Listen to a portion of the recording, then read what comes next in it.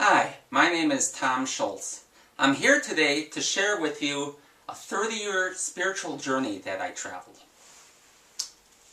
In my right hand here, I have the most popular, the most read book in the world, the Holy Bible. In my left hand here, I have a book about a man voted the most influential person in the 20th century, someone named Albert Einstein. The journey that I'm going to take you on is one similar to the one followed by Albert Einstein. Now, Einstein came up with these incredible, brilliant ideas in the area of physics. And you might ask, how did he come up with these ideas? One of the things he did was to take the work of one of his predecessors very seriously, very literally. In particular, I'm talking about a scientist named Maxwell. Now, Maxwell was a man who came up with these incredible mathematical equations that describe the behavior of electricity.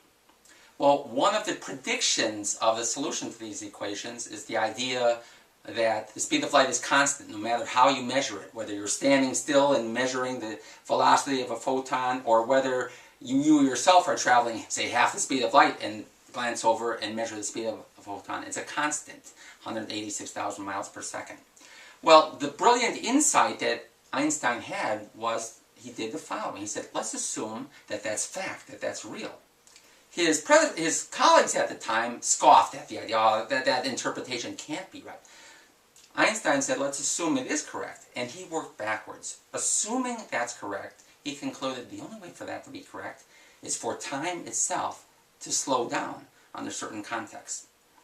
Okay, so the journey that I'm going to take you on has that same kind of Einstein thinking. In particular, what we're going to do is we're going to examine verses in the Bible here. And we're going to look at them and interpret them as if they're real, they are fact, they are truth. In particular, we're going to examine metaphors of God. Now, what's a metaphor of God? A metaphor of God has the form God is and then a noun. If you were to do a text search in the Bible, you'd come up with exactly 3 metaphors for God. God is spirit, God is light, and God is love. For this particular video, we're only going to talk about the latter, God is love. In the book that I'm writing, I will cover all 3. Okay, so let's assume for a minute that God is love, really is love. We're going to take that literally. In the Bible, we also read a number of places, a number of verses that talk about God being in us. Okay, so God is love, and God is in us. Now, can we do an experiment that would illustrate this, that would demonstrate this? And so what I'm going to do is the following. Okay, we have a picture here. Assume this picture is God, okay? And we have a little test tube here. Let's assume this is you, okay, an empty vessel here. Okay, we said we're going to assume God truly is love here, okay? And so we're going to put a little food color in here. God is love, so love, Valentine's Day, red, so we're going to make God red in this particular context here.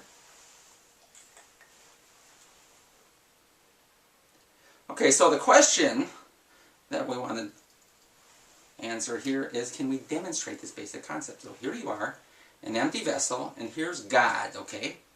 Now, for God to be in you, what does that look like? Well, it looks like the following here. Okay, and so we have a little indicator here that suggests we poured in about 50 milliliters of God into you here. So it's kind of a boring demonstration, so what's the point of all of this? So imagine this is you. You're going, oh, okay, that's nice. God is in me. But you're glancing up here at the speaker and going, gosh, is there a way of getting more of God in me? Here I am, I'm full. Is there a way of experiencing more of God? And the answer is yes. And we will expand our experiment to do something a little bit more elaborate here.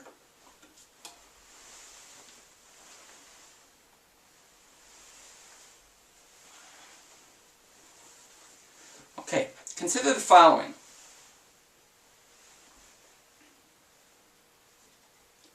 Okay, here's you. Here's God. In the previous demonstration, we were able to show 50 milliliters of God going into you. Okay, what happens if we do the following here?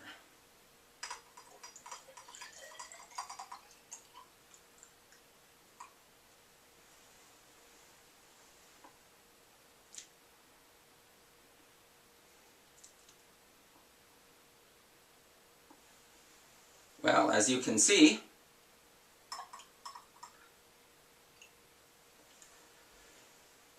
we get a lot more than 50 milliliters of God. We're able to experience much more. And why is that? Because of this thing right here. Now, if this is you, and say this is another person, what is this thing in between here? And the claim that I'm making is this is God, because we're treating this as literal. If God is love, love is a connecting force here. Okay, and love is a consequence of a shared event, a shared experience. And to illustrate this, consider the story of Lazarus, okay, in the Bible. In John 11, we read about Mary. Mary and Martha and Lazarus were siblings, and they were all friends with Jesus. In John 11, Mary comes to Jesus and says, Lazarus, the one you love, is dying, and she wants him to come with him to save him. And he basically blows her off. And in fact, he sticks around another 2 days, okay?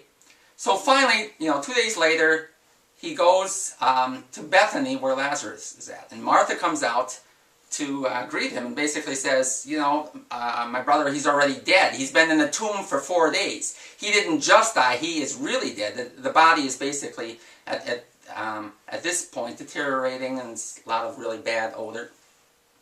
Okay. Mary then comes out with a bunch of friends, and she sees Jesus, and she runs up to him, and she bursts into tears. And the people around her coming with her also burst into tears. So what does Jesus do? He ends up bursting into tears himself. The smallest verse in the entire Bible, Jesus wept. Now you might ask, well, why would Jesus be crying?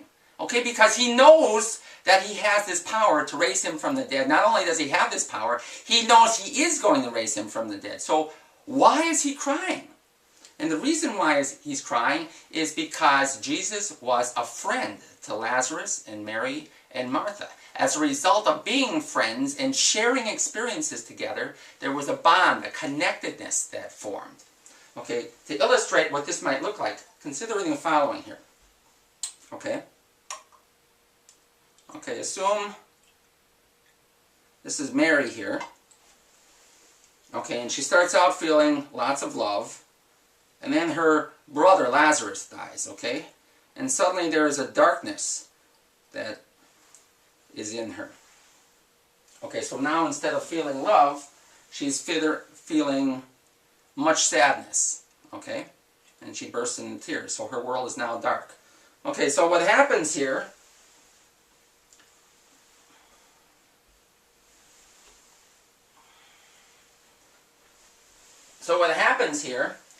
is Lazarus. So what happens here is Jesus comes along, okay, he comes along here.